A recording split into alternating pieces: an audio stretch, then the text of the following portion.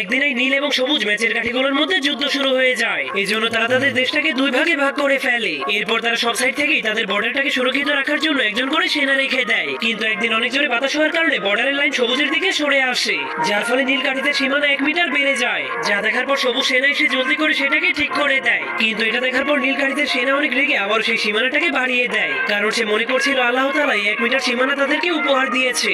এই জন্য সে অনেক রেগে সেই সীমানাটাকে নেওয়ার জন্য সবুজ কাঠিটার সাথে লড়াই করতে করতে তার কোমর ভেঙে দেয়, যার কারণে সবুজ কাঠিটা নিজের জীবন বাঁচানোর জন্য হামাগুড়ি দিয়ে সেখান থেকে পালাতে শুরু করে দেয়। তখন এই সুযোগটাকে কাজে লাগিয়ে নীল কাঠিটা তাদের সীমানাকে আরো 3 মিটার বাড়িয়ে দেয়। ঠিক তখনই সবুজ সেনাবাহিনীরা এসে তাকে মেরে ফেলে। এরপর নিজেদের সীমানাকে 20 মিটার বাড়িয়ে দেয়। এজন্য নীল সেনাবাহিনীর অনেক বড় একটা দল এসে তাদের উপর আক্রমণ করে দেয়, যার ফলে তাদের দুই দলের মধ্যে ভয়ঙ্কর একটা যুদ্ধ শুরু হয়ে যায়। ঠিক তখন একটা নীল সৈনিক ভয়ঙ্কর একটা মেশিন গান দিয়ে তাদেরকে উড়িয়ে দিতে শুরু করে। এই জন্য সবুজ সেনাবাহিনীর একটা ট্যাঙ্কের মাধ্যমে তাদের সবাইকে পিছিয়ে ফেলতে শুরু করে। কিন্তু তখনই নীল সৈনিকেরা ব্যারিকেড